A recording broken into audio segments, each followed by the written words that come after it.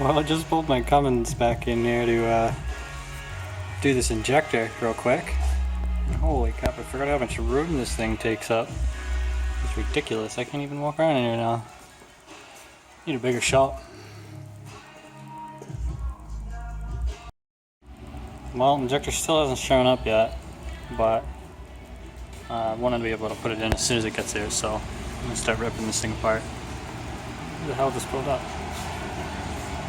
Oh, this guy. Well, don't mind how dirty it is in here. I really should clean this thing, but whatever. I was just gonna pull the injector feed tube out, the line off, and just that hook too, and just do this injector, but you can see that plug's right in the way of getting that injector line off, so I have to pull every wire off every injector and then pull off this second valve cover thinger here just so I can get at my one injector. But yeah, I really should clean this thing. It's pretty dirty under here. I think I'll do that. Well, I ripped the next piece off, and this is good because I have another project in mind, and I'm going to need to make the valve cover as low as I possibly can. So it gives me a good opportunity to get the measurements I need right now. It only looks like I'll need, valve cover only needs to be 3 inches off this surface to clear everything, and you should be okay.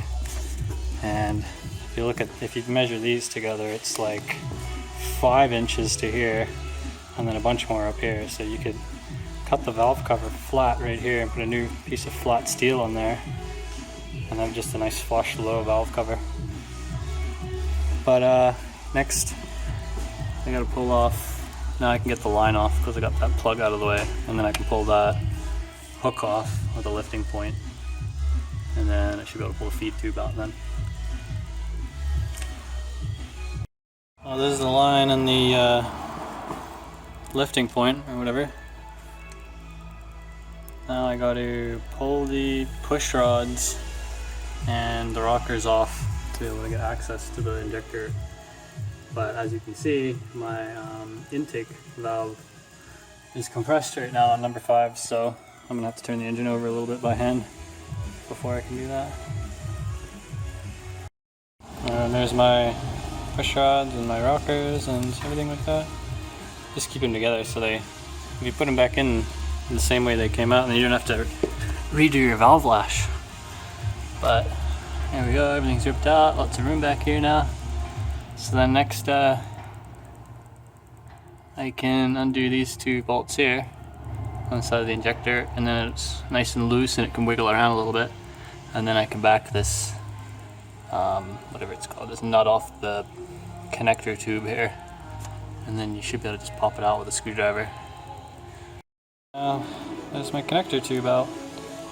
Just came right up really easy, just by with my fingers, because I took the nuts out of, or the bolts out of the injector first, so there's really nothing holding it in there, so it shouldn't be tight if you're trying to do this. I've had them be really tight before, but it's usually because the injector's still kind of seized in place. So if you undo that and then kind of wiggle it a bit, it seems to come out a lot easier. I've got the feed tube out and all the bolts out for the injector. I can just put a screwdriver in there in that little space you can see, and just pop it, and it should come out. Just when you pull it out, make sure you don't drop the little copper washer that's in there. And if it's in there, pull it out before you put new ones in there, because that'll screw you over big time. Well, it probably wouldn't even go back together. Washer I was talking about here, usually they're kind of stuck to there, so they don't usually fall off, but I have had one fall off before. You just gotta kind of fish it out of there. But here's my bad injector, supposedly. I bought an injector, and I'm not gonna give the core back. I'm gonna keep the core and tear it down, make a video tearing it down, because I've never taken apart a common rail injector before, so I'd love to do that, because then I can just buy rebuild kits for these things and fix them myself, because the prices for these things is just insane. I guarantee it's nothing I can't do myself. So look out for that video soon. But for now, really got nothing else I can do now. The injector hasn't shown up yet. It's supposed to be here today, or hopefully maybe tomorrow morning, first thing. Well, it finally showed up.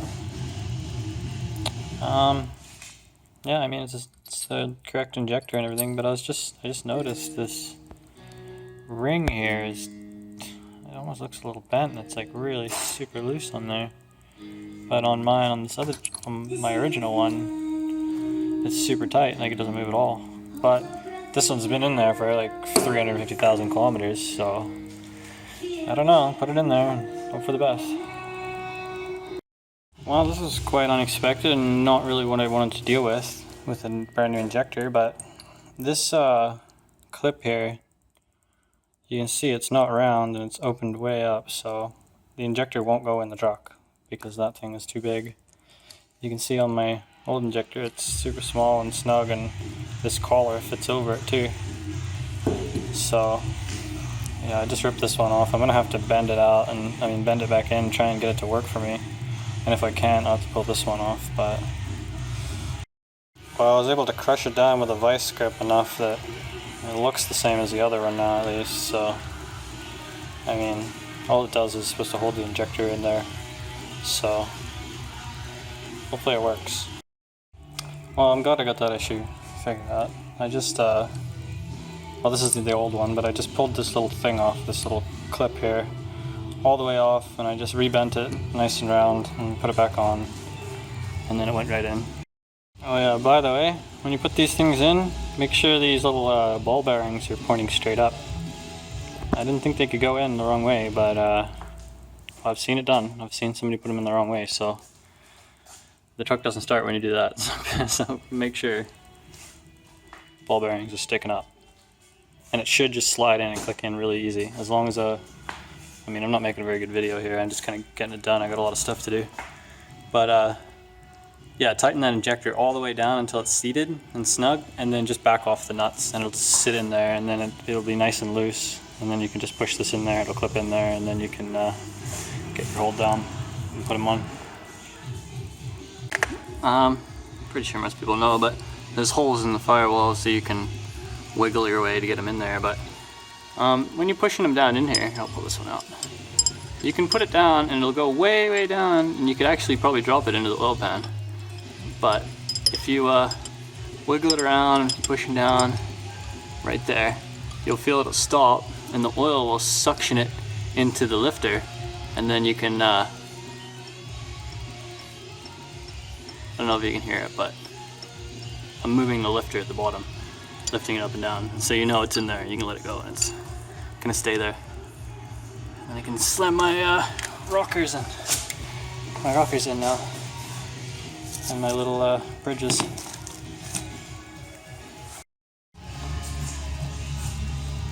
Well, I'm getting there. I'm really not recording anything. I got lots of stuff to do, so yeah, there you go. It's coming back together. Just gonna put my wires back on, and then the top valve cover, and then I'll start it up and make sure, well, hopefully it starts.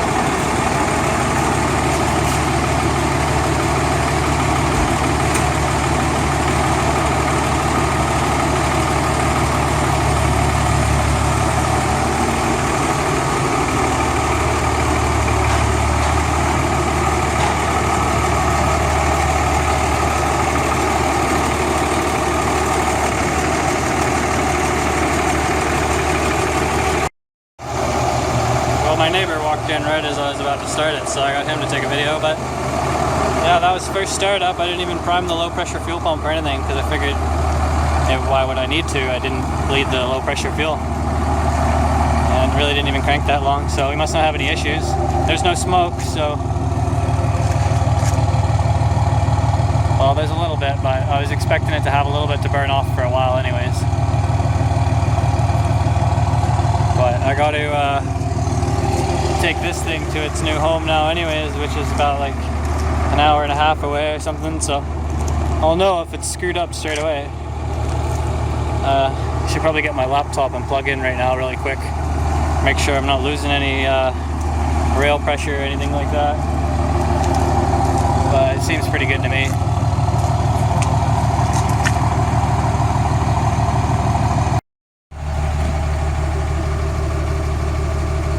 As you can see, my actual rail pressure is keeping up with my desired rail pressure. Pretty much exactly how it should be, so I'm not worried about any leaks at this point. It seems to be good. Didn't look like anything was leaking into the hood, so either.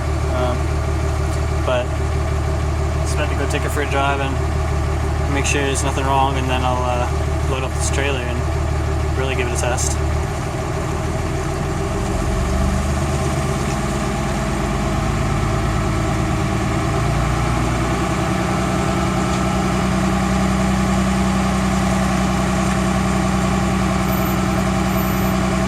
Holding pretty nice. It's always overshooting and then dropping under, so it's not like it's having trouble keeping up.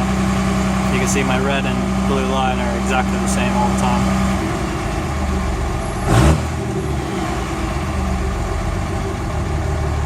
Yeah, it looks pretty good to me. I'm gonna go take it for a drive. Well, so far cummins is running great.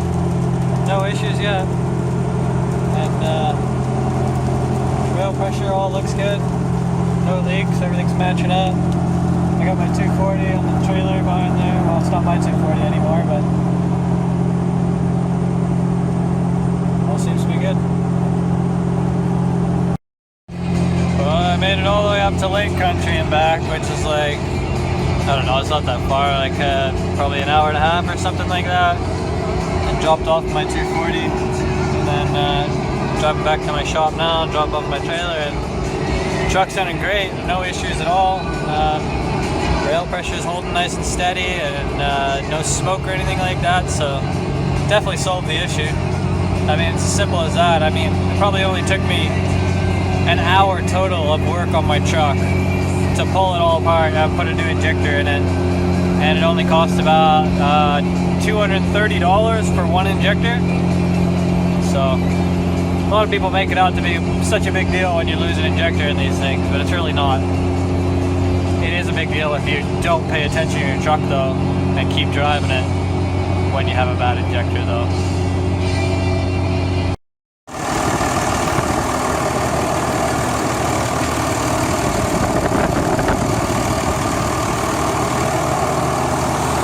Well, it's a little cleaner in there now. Not smoking at all now, it's definitely fixed, so pretty stoked on that. That's how your Cummins should idle, like that. Completely clean.